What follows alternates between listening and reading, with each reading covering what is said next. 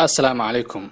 موضوعنا maanta waxa uu ku saabsan yahay saxafi, qoraa, geesi, dagaalyahan, ugaarsade, kulumeyste, cabqari, cabtoy ama qamriye cab.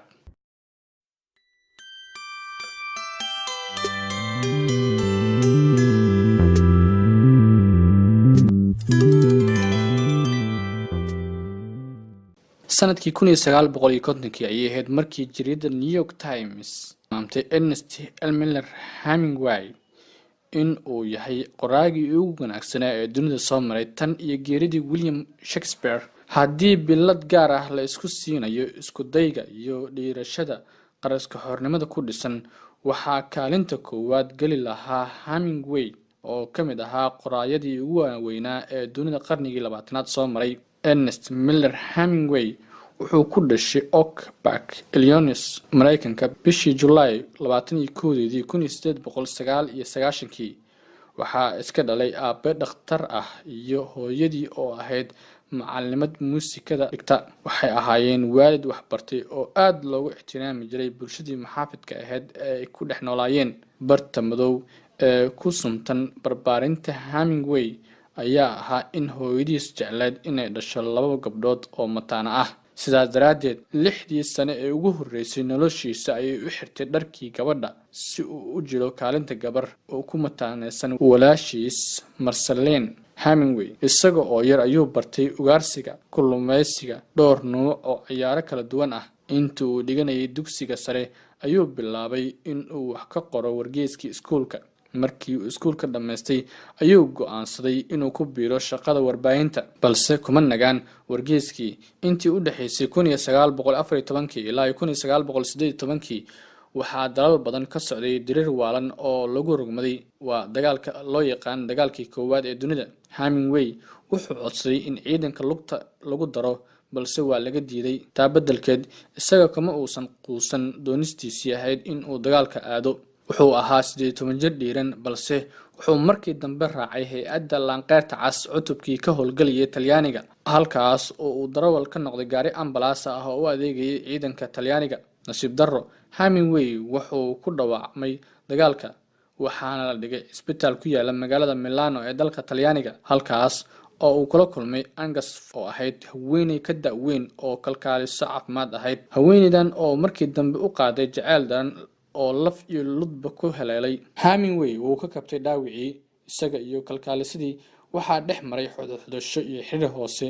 waxay go'aansadeen in ay isguursadaan, balse markii uu Mareykanka ku soo noqday ayay warqad ku adkaysa u soo qortay, iyada oo iska bixinaysa una sheegtay inuu yahay dhowr yar. sidaas daraaddeedna ay nin weyn ka raacday.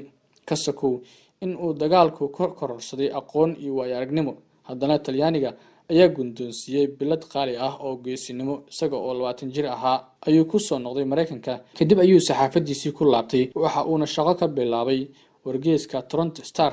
waa markii uu Chicago kula kulmay Richardson oo noqotay xaaskiisii ugu horeysay. guurkoodii kadib waxay u guureen Paris, halkaas oo wararka uga soo tabin jiray Toronto Star. waxaana ugu dhashay Paris wiilkiisii koowaad oo urudka. intii uu joogay Paris, Hemingway wuxuu ku biiray koox qoraayo Mareykan u badnaa. kooxdan waxaa mentor u ahaa Grant Stein. sanadkii 1923 ayuu wiil u dhashay.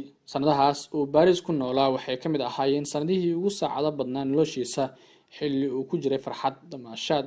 1925 ayuu markii ugu horeysay daabacay novelkiisii ugu horeeyay ee The Sun Also Rises. Hemingway wuxuu hibo u lahaa sida qalinka loogu sheekeeyo, balse wuxuu huud iyo habaar ku qabay shukaansiga iyo shaxaarnimada. xaliimooyinka waxaa caado u noqotay marka uu naag guursadaba in uu mid cusub jecel u qaado. sidaas daraaddeed markan wuxuu faraqa ku xirtay gabar la oran jiray Paulina. xaaskiisa ayaa ogaatay, kadibna inta uu furay ayuu guursaday Paulina oo noqotay xaaskiisii labaad. ilmo kale ayay u dhashay, laakiin furiinka iyo falqalada qoysku ma saameyn oo wuxuu sii watay qoraaladiisii si joogto ah. Hemingway iyo Paulina waxay ku laabteen Florida, Mareykanka. muddadaas oo Hemingway ku mashquulsanaa sheekadii caan baxday ee Farewell to Amos. dulucda sheekadan ayaa ku qotanta waayo-aragnimadii uu kala kulmay intii uu socday dagaalka koowaad ee dunida. dhaawacii talyaaniga ku gaaray iyo jaceylkii hungoda ahaa ee uu qaaday kalkaalisadii. Sidii aan soo sheegaba, Hemingway ilaa yaraantiisii wuxuu ahaa qariska tuur. Wuxuu u muuqdaa in hadafkiisu weyn uu yahay inuu wax walba tijaabiyo. Cabsidu in aysan weligeedba habeen ku soo hoyan ayaad moodaa. Markan dambe ayuu Afrika u safray si uu u soo ugaarsado oo weliba dugaaga kiisa ugu halista badan soo laayo. Mar kale waa kan dhaqankii Spain iyo ciyaaraha waalida ah ee dibiga weerarsan ku saaqiday. Sanadkii 1937 isaga oo wartabiye ka ahaa dagaalkii sokeeye ee Spain ayuu la kulmay Martha, deedna uu sidii lagu yaqaanay bustaha ag dhigtay. Waa Hemingway iyo caadadiisii. Qoftii Paulina ahayd ee ilmaha u dhashay ayuu hanfiga kaga tagay. Isaga iyo saaxiibtiisa cusub ayaa si fiican jiibta iyo jaanta isula helay. Markii dambena waxay isku guursadeen magaalada Havana ee caasimadda dalka Cuba. Morgan Hemingway wuxuu ku mashquulsanaa sheekadii caanka noqotay ee For Whom the Bell Tolls oo markii dambe la sharaxay biladda Pulitzer Prize. Waxaa qarxay dagaalkii labaad ee dunida. Hemingway wuxuu ku laabtay shaqadiisii saxaafadda.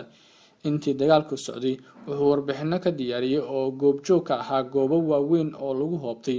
Waxa uuna waday shaqadaas ilaa dhammaadkii dagaalkii 1945, balse waxaa xusud mudan in shahaadigii la kulmay xaliimo kale oo saxaafadda ka tirsan Martha oo boorsadeeda ay qaadatay. Waxa uuna guursaday markan dambe Mary oo noqotay xaaskiisii afraad ee uu guursado. Sanadkii 1951 ayuu soo daabacay buuggiisii ugu caansanaa ee The Old Man and the Sea.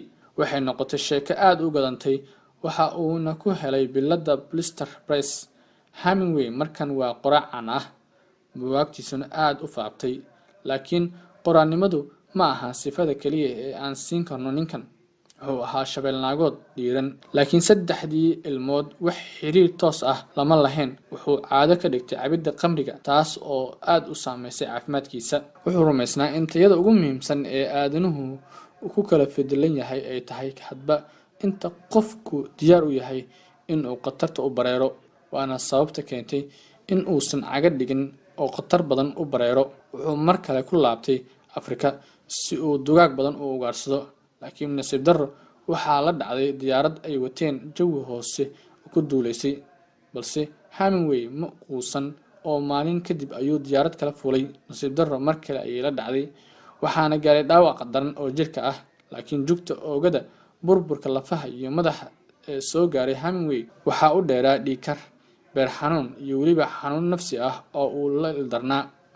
Hemingway ilaa iyo 17 jirkiisii wuxuu ahaa astaan u taagan dhiirashada iyo isku dayga nolosha. Laakiin dhib iyo dheefba noloshu waa kuu soreysan. Wuu yar yahay qofku adkeysan lahaa. Markii baabuur la godoomay, 2 diyaaradood la dhacday, isbuuc gudihiis dagaal ku dhaawacmay oo hoog iyo halaag uu soo taagnaa, goobjoogna ka ahaa 2 dagaal oo dunida ugu waaweynaa. Waxaa xiiso leh in qof sidaas u mashquulsan oo safar iyo safaad ku jira uu fursad u helay inuu qoro 15 buug. Abaalmarintii ugu weyneed intii uu noolaa oo ku guuleysto ayaa ahayd biladda caanka ah ee Nobel Prize 1954.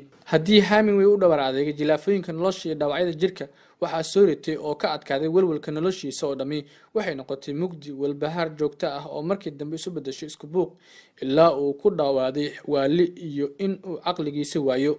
Dhowr jeer ayaa isbitaalka la dhigay oo lala tacaalay, balse wax weyn iskama bedelin. Aan ka ahayn in waayihii ugu dambeeyay uu awoodi waayay inuu warqad alifo, waana heerkii ugu hooseeyay ee abid uu sawirtay. Maxay taraysaa noloshu haddii aadan warqad barkeed qori karin? Cabqarigii qarnigii wuxuu marti u noqday xanuun jirka, nafta iyo dhimirka ah. Waxa uuna ka quustay xal kale oo dhan. Subax aroor ah 2 July 1961 ayuu istoogtay Hemingway. Halgamaagii isku dayga indha-adayga badnaa waxaa ka dhammaaday isku dayga kale. Aakhirkii waxa uu abwaankii guddoonsaday in uu geerida ka war doono